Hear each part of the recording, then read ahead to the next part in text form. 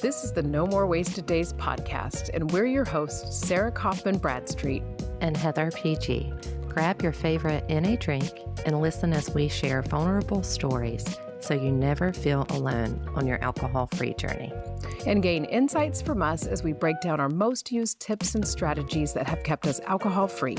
It's time to break free from wasting any more of your days to the drinking, blackout, hangover cycle.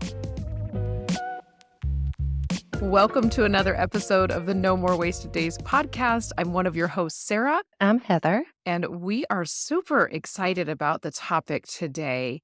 We're getting to the end of 2023. And if you're anything like me, this is a time of year where you start thinking about your goals for the next year. And I am huge on setting goals. I'm all about the vision board. I'm all about what things can I make happen in this next year. Are you similar, Heather? I am. My word for 2023 was growth. So I've been thinking about what my new year word will be for 2024. So I'm pumped about this topic for sure. Oh, good. I was thinking about my word too. Last year, I didn't have a word. I couldn't decide on one. So I was like, no word. I was like, well, that's weird. But I think that I just wanted it to be progress, which had been the word the year before. And I was a little disappointed. I was like, oh, I'm still in progress mode. But I have some brewing, so I'll be sure to let everybody know. You guys will have to let us know if you do a word for the year or not. I always love hearing those. You can always hop into our socials, which we have nomorewasteddays.pod on Instagram, or you can head over and follow either me or Heather or both of us I'm at no_more_wasted_days. And Heather is at according to HPG. So you can go tell us if you have a word for this year. Just come message us. We would love that. I love to meet new people through my DMs. Me so too. Before we really dive into the meat of the call, I want to let everybody know that enrollment is open to my Try January 30-Day Alcohol-Free Challenge. This year, we're going to be helping you start the new year with a new mindset and help you really unlock your true potential in 30 days when you ditch alcohol. When you do a challenge like this with me, you get 30 daily videos, 30 daily emails, and a workbook that will help you be guided through those daily videos, and a journal that helps you reset your mindset and start seeing yourself as a non-drinker. And lastly, there's an online community where you can comment below each video and interact with the other members. Heather actually started her alcohol-free journey with one of my 30-day challenges. I did. One of the best decisions I've ever made. At first, I was like, I think I can do this. And maybe a week or two in, I was like, okay, I think I can do this, and I need community support. And I found your videos to be so helpful, and I could watch them whenever I needed to, watch them a couple times. And then when I joined at the Daymakers community and got the confidence up to share on the calls, it was truly life-changing. So come on and join us, y'all. Yeah, definitely. And Heather's on our calls too. So it's just a great place to meet with us and get to know other people who are on the exact same journey as you, because I know that that was something I felt like I was all alone. So we'll put the link into the comments for that and check it out. And be sure to ask us any questions. You can hop into either one of our social media accounts and just say, hey, tell me more about this challenge. We're an open book with it. So we hope to see you there. We have 2 activities that we can do with you guys. But before we go into that, I just want to set up why this topic. Why is this something that goes with being alcohol-free? And for me, really early on in my alcohol-free journey, probably just in those first 30 days, I had a huge mindset shift. This time that I tried to quit drinking and it finally stuck, it was that mindset shift. And I always tell people that that's the secret. When they're like, what's the secret? I'm like, you have to change it up here. And then everything else starts falling into place. And the mindset shift was that I started to see life without alcohol as a huge positive, as just this huge blessing into my life. And it made everything so much easier. Before, when I had tried to quit drinking, I looked at it as a punishment. I kept thinking, oh, I'm missing out on things. This isn't very fun. Oh, this is boring. I think those are things, that's kind of fear keeping us back in the old ways. Because even if we're stuck in an uncomfortable cycle, it's what our mind knows, so oftentimes it wants to stay there. But I started making this shift. And every single day I would see more things that I was just loving in my life. Life without hangovers, love that. Still totally love that. And I was finally doing an early morning wake up routine, which is something I had always tried to do in my alcohol life, and it just never stuck. And I was so excited that it was finally sticking. Probably after the initial week, I could be wrong on that. It may have taken about 2 weeks. I had so much more energy, and I'm already a really high energy person. I know that's hard to imagine, but all of a sudden I had more energy, and I was like, "Are you kidding me?" I just didn't even think that was possible. And I felt so alive. People say it's like life in HD, and that is so true. Is that kind of what happened with you this time? Because I know both of us had been trying to change our relationship with alcohol or quit altogether, and it hadn't stuck until this time around. Yeah. I felt like this time the mindset out of deprivation into abundance, it was hard and it still is at times. And like you said, that mindset shift, I think was key along with community and other things that we've talked about. But yeah, I felt like I was learning life from a brand new perspective, which I was. And Mhm. it was like everything, like you said, was on HD or in HD. Things were brand new. I remember starting to get a little more energy probably around week 3 and stepping into more hopeful, getting really curious about self-discovery. Yeah, which we've actually talked about on, I believe it'll be 2 episodes back from when we put this one out. It might be 3, but you guys can go look in our Counting Days episode all about the breakdown of what happens at different days, and you kinda see that all of a sudden you get into this really cool place after those first 2 weeks, and that's a lot of times when people start going, "Oh, this is a lot better." That's why I always tell people, "Keep going, it just Yeah. gets better." And like Heather says, it's not always easy to be in this mindset of abundance. I don't want people to think I walk around just being the happiest person in the world. I often walk around telling myself, my current situation is not my final destination. My current situation is not my final destination. Like, that's my mantra these days.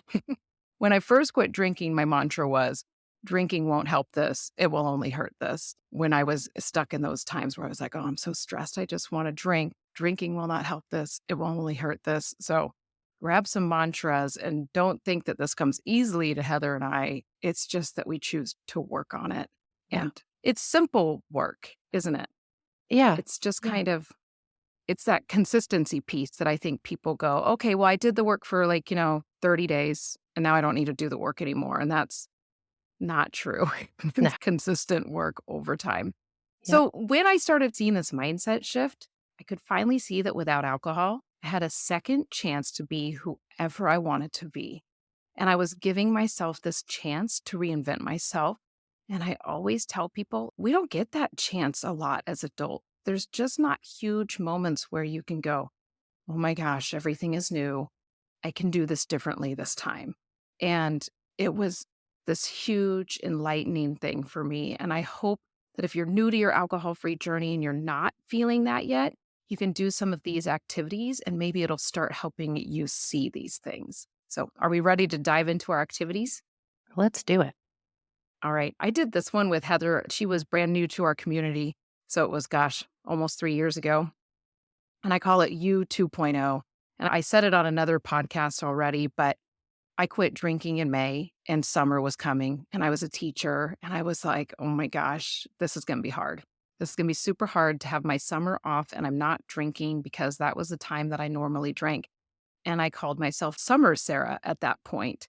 And I was like, when Summer Sarah came along, she was drinking. She didn't care if she had hangovers because she didn't have anywhere to go the next day. So Summer Sarah was always in effect. Right when that last bell went out, I was like, here we are. Hand me the champagne to celebrate and let's keep this party going. And I told my husband, I'm really nervous about this. And he was like, what if it's Summer Sarah 2.0? And I was like, oh, I like that. And I was like, what if this is better? So I really set myself up for this idea of I'm going to have Summer Sarah 2.0. And now I just get to have Sarah 2.0 all the time. But if you are heading into a moment where you're like, I hope this is good, think about it. You get to be you 2.0. So the first thing you get to do when you do this is you're just going to brain dump all of the ways that alcohol has gotten in your way of hitting goals. You're just going to sit down on a piece of paper and sit down on a piece of paper, sit down with a piece of paper and just give yourself like 10 minutes. And oftentimes when we do free writing activities, we think, I don't have anything else to write. Like, I'm done. Push through that. Keep writing down more things. Some of mine that I wrote down way back in the day when I quit drinking wasn't that far. That wasn't that long ago, but it feels like a lifetime ago. But so 4.5 years ago, I was writing down things like I had become a lazy teacher. I was never prepared for my teacher day. I was always repeating lessons that I knew really well. And I was just frantic. I was just kind of a hot mess as a teacher, and I felt like everyone was on to me. It was just this terrible feeling thinking, everybody knows. Everybody knows I'm half-assing this. I'm never prepared. I'm doing the same lessons over and over. You should put a lot of heart into your job, but I wasn't. I just wasn't at that point. My drinking was killing my online health and fitness business. I was, like we've discussed before, I was part of an MLM and it was revolved around health and fitness. I was drinking all the time. So I was eating healthy, but I was overweight because I was consuming so much alcohol. So I was super bloated. I slept in all the time through my workouts. And then I wouldn't want to do them in the evening because I just wanted to drink to get my hangover away. And it was just kind of a disaster right there. I dodged social events. I told myself that I had social anxiety, but that really wasn't the truth. I see Heather laughing because I know she did that too. I'd have yummy dinners planned for my family. I'd have all my meal plan written out. I wouldn't do them because I'd get drunk and I'd think, I don't want to cook for everybody. Forget that. We'll order pizza. And there were so many times where food went bad.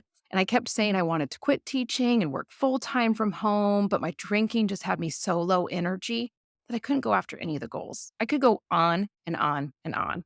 Heather, do you want to add to those at all? Some of the things that you know alcohol was holding you back from? Oh gosh, yeah. I mean, So just many.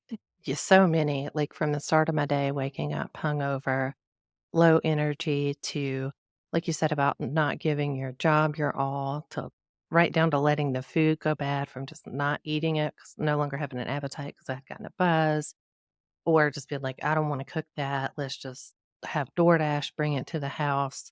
I resonate with everything you said. And I'm not a big workout person. I'm trying though. But yeah, at the end of the day, I was ready to drink. I wasn't ready to work out. Yeah, there's So no energy for that when you're just wearing down your system so much. So sit down, write down some of those things. These things are good to have on hand. So when a craving hits, you can go read them and you can kind of go, oh, this one drink is not going to be worth it. Because I think when we can see this compiled list, it might make us feel bad in the moment when we're writing it, but it's a really handy resource to come back to.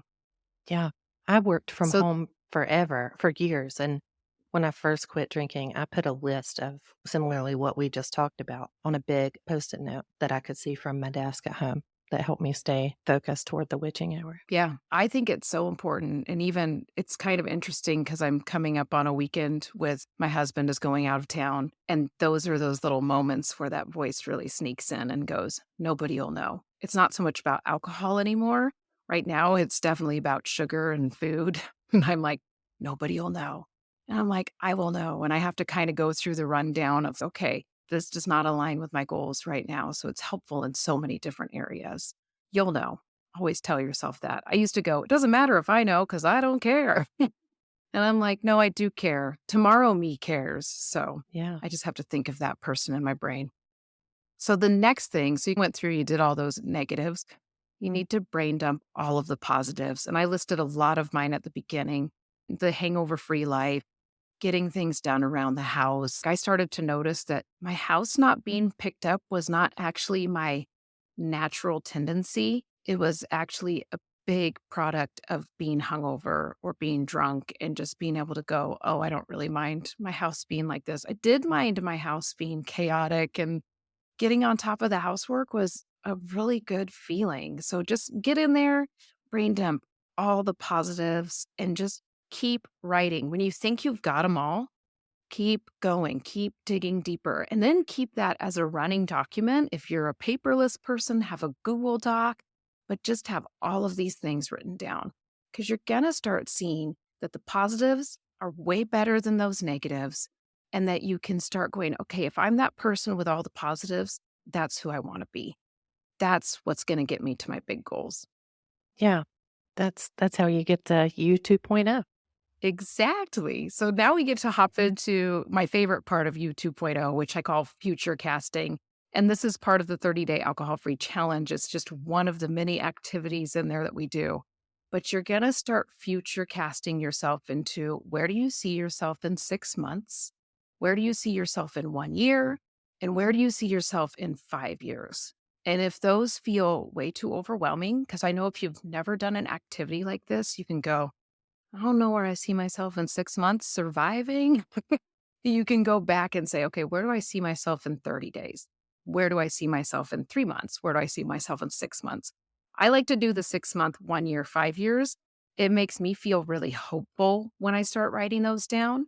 And some things you're going to write down, you want to get as specific as you can. And sometimes this is really hard because you're kind of like, no, I don't know where I see myself. But one thing I always do to start going, okay, well, where will I see myself? Okay, how old will I be at each of those things? And that's a huge starting point for me because I can go, okay. And then I do, how old will my kids be? Because I think about what does a mom of teenagers look like? I've never been a mom of teenagers, so I don't really know, but I can guess more what it looks like. And then in 5 years, what does it look like when I know my kids are getting close to going off to college? So kind of start with those things as starting point, writing down your age, writing down your spouse's age if you're married, writing down how long you've been married, how long you've been with your partner. Those little things I think really get the ball rolling for you in these. I did this not too long ago, I think at the beginning of 2023. And I did it in my journal. And I want to go back and look and go, how many things was I right on? And how many things was I wrong on? Because we are building a house. So a lot of times we're guesstimating where we're going to be at that point. And I think I did say at the end of 2023, we'll be living in our house. We're not quite there yet, but we're really close. But just those little things. So start getting in there. Think about big, big goals you want for yourself. Where do you see yourself in 6 months? That will be in June. It'll be summertime. What do you hope for yourself at that point? Do you see yourself alcohol free? Do you see yourself thriving in your job? Do you see yourself thinking about changing your job? Maybe you're like I was and you were already thinking about it and you're like, maybe now I can start making moves for this. Then do the same thing with that 1 year and think, is there traveling I want to do? Are there fun things I want to do? Do I want to start working out? Do I want to start eating healthier? Do I want to start meditating? Do I want a morning routine? Where do you see yourself in 5 years? That's the really fun one. That's the one where you just get to start dreaming and going, okay, in 5 years, I see myself sitting in our house that we built in comfortable furniture, not just random furniture we found and put in there for the time being. There won't be sawdust everywhere. It'll be beautiful. I'll be looking out my huge windows. I'll watch eagles fly by. I'll look out the window and see my ducks. I'll sip on coffee. It'll be so cozy. It'll be so wonderful. These are the places you need to be in your mind. I'll have a beautiful garden instead of a torn up property from building. My kids will be in high school and doing all these amazing things, and I'll get to be experiencing their excitement through them and just really envision what that looks like. Sit in it. And then once you've completed the list, ask yourself this: will alcohol help me get to any of those visions I have for myself faster or more easily? It won't. You are not going to answer, oh, yeah, it totally will. And then start making the connection that alcohol is not doing you any favors. Alcohol is simply lowering your life vibration. It's making it harder for you to reach these goals. Even if you think it's going to get you there, it's just not. So really start asking yourself that. Heather, have you Yeah, done this activity a few times now? I I know you've done have. it at least once. I have. The first time I did it, I was in my car in my driveway at our old house, and I wrote these goals, the 6 month, 1 year, 5 year on the back of an envelope. And I wish I still had that envelope and I would post it on social media, but I don't. But I've done this every time we've done it in the Daymakers community. And I like to get really specific. Like you said, how old will I be? How old will my daughter be? How old will my spouse be? And just really get specific. It's one of my favorite activities that we do for Yeah. sure. And if you really think to yourself, okay, well, that 5 years seems too close, then start pushing out to 10 years. It is totally okay to be picturing yourself 10 years from now, too. sometimes that just feels a little hard for people. So I always scale it back at first. But if you're loving it and you want to keep it going, keep that future casting. And I think the biggest connection is always to make that alcohol is not part of any of those big dreams. Nobody's writing down, in 5 years, I hope I drink every day and I hope I wake up really hungover. I hope I'm full of anxiety and guilt over my drinking. We don't write Right. that down. With And liver I failure think and that that's the pancreatitis. right? Like, I really hope I'm slowly killing myself still. Like, that just sounds great. No, but it's not on anybody's list. Just get it in there and really be thinking about that. So, we're gonna head to Heather's activity after this, which can really help you solidify those goals that we were just talking about in that future that you see for yourself. But before we head into that, we are at the end of December, which means my favorite 30-day challenge is about to begin.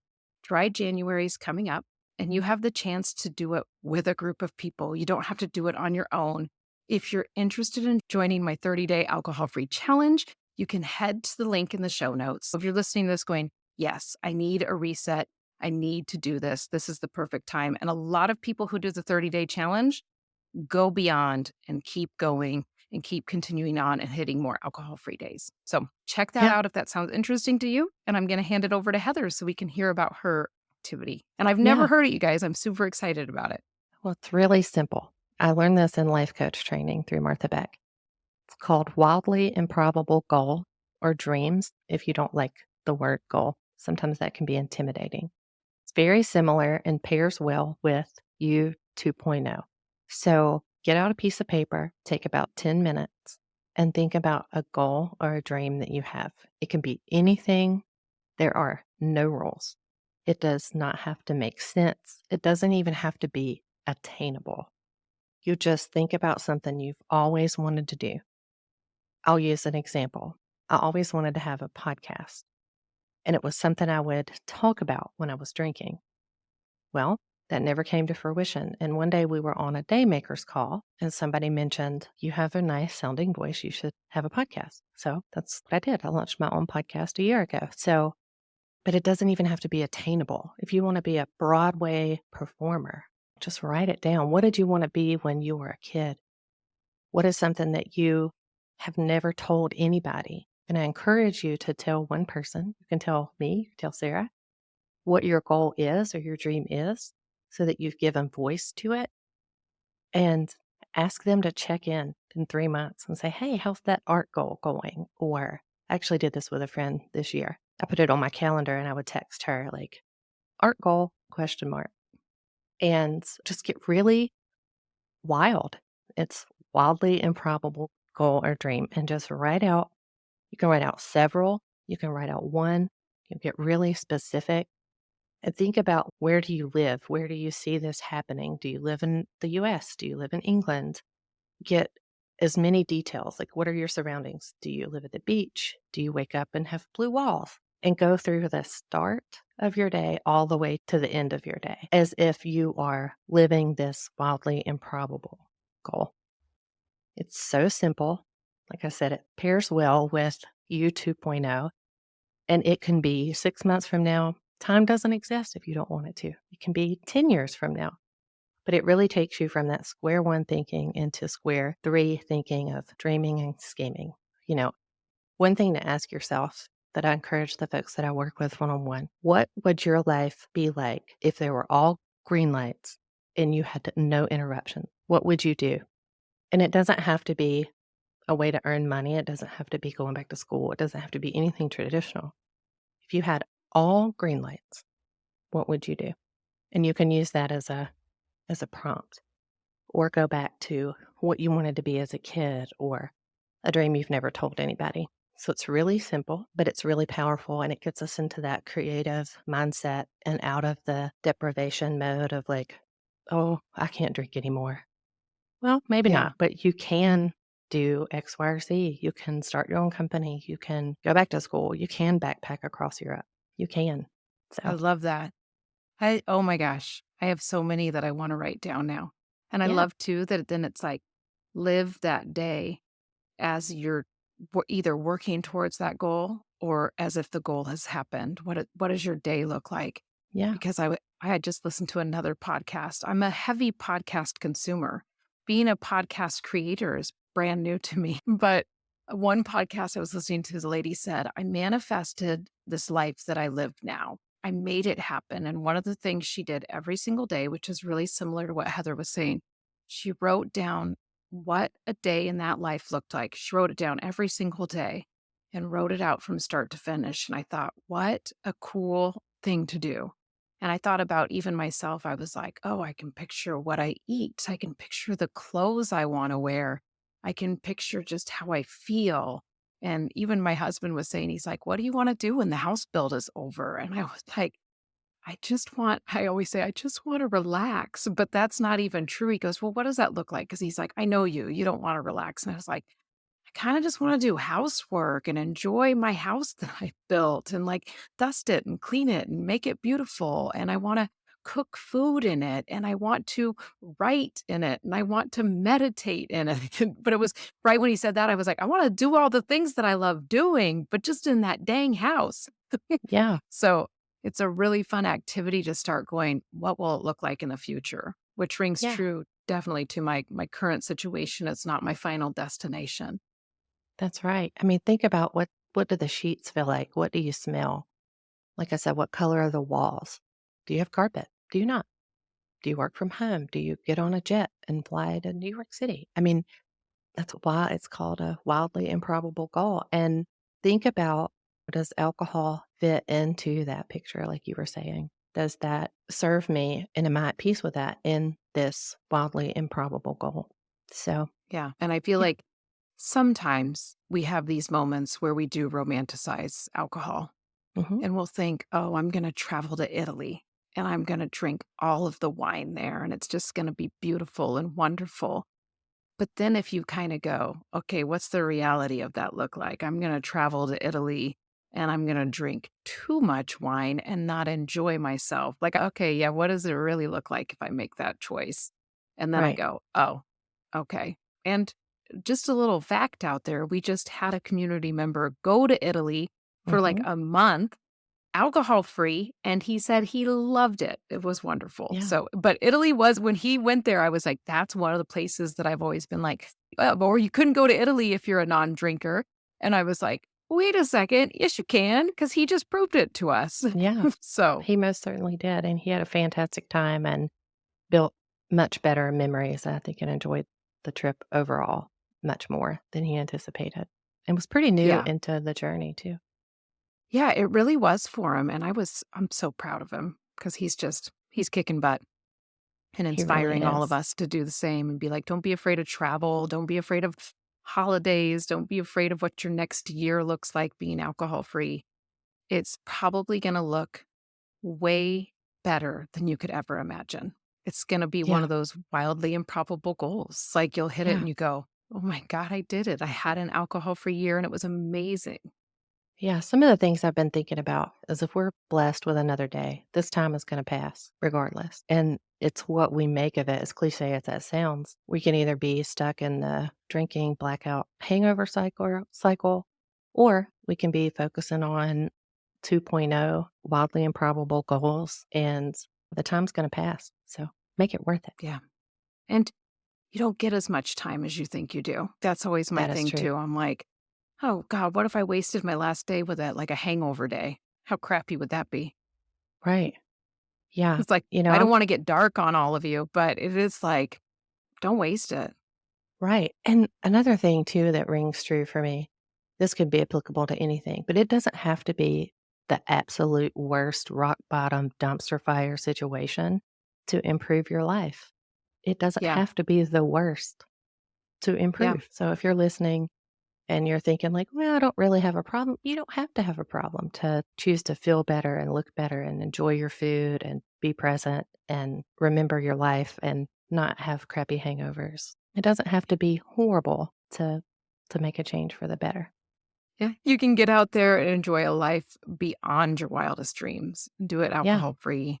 And it really is out there for you. I always tell people, even when they're like, maybe you should just learn to moderate and figure it out. It's just better this way. It's Yeah. better not numbing myself. It's better not having a buzz. And I know that would have sounded totally crazy to me when I was a drinker. I would have been like, no way. But if you try it and just give it a shot, you might be like, oh my gosh, they were right. Yeah. Something I've also been thinking about is the day I wake up and think, God, I wish I would have drank yesterday is probably the day I'll start drinking again. And that has not Yeah. happened in 970 days. Isn't it strange how you never think that? You're never like, God, should have drank yesterday, would have been better. Yep. All right. I think we'll probably leave you guys on that note. Yeah. Let us know This has been super fun. what your thoughts are, and don't forget to follow, subscribe, leave us a rating and a review. This helps us stay visible and push out the podcast episodes to folks that need or want to hear it. Make sure you share this with a friend if this resonates. It doesn't even have to be an alcohol-free friend. It could just be someone who's wanting to revamp their life Yeah. 2.0. Set some amazing goals for 2024. And Heck just yeah. remember, if you are needing a community of like minded people, the Daymakers community is always open to you guys. And if you're needing a little extra support, Heather offers one on one coaching, and we have a link for that in the description of this podcast as well. So be sure to check that out. Yeah, check it out. Let's do a connection call. Get you where you want to be. All All right. right. We'll see you on the next one. All right. Thank you.